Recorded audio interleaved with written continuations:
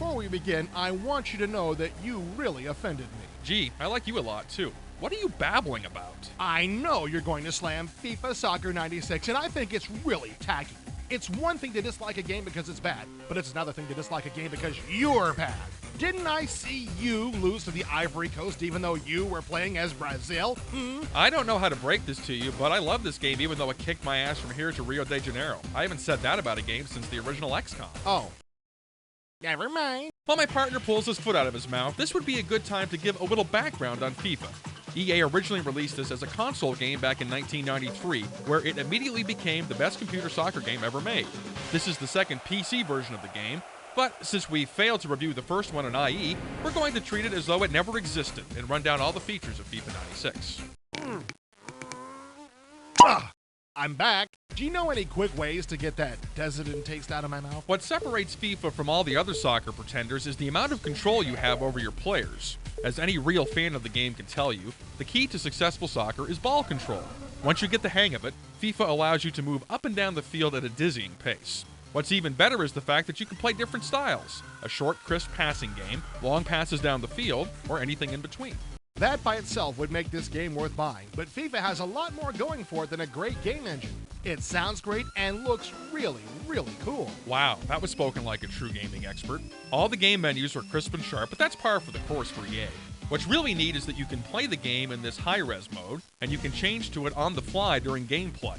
Don't bother trying this if you're running a 386, but if you've got a relatively uncluttered P60 or better, this will actually work. FIFA also comes with 7 different camera views: television cam, sideline cam, cable cam, end zone cam, stadium cam, shoulder cam, and my personal favorite, ball cam. Oh, is that where I heard you screaming, "Be the ball," while you were playing? Something like that. You can change your cameras on the fly during gameplay, and you can choose your favorite angle to view your replay. There are 4 different ways to play a game. A friendly game, and I use that term loosely here because there's nothing friendly about playing the computer even though you have 2 difficulty settings, allows you to jump in, pick your team and an opponent, and start immediately. You can choose a national side or pick a team from one of 11 different national leagues. If you feel that none of those teams measures up to your exacting standards, or as in our case, you need all the help you can get, you can create your own team of superstars. In League Mode, you pick a team to play for a championship. Under this option, you can play as one club and simulate other games, or you can take part in all of the matches. The computer creates the schedule and keeps up-to-date stats. A word of warning here: if you decide to play an international league, it's not a bad idea to choose all the teams yourself, then control just one team.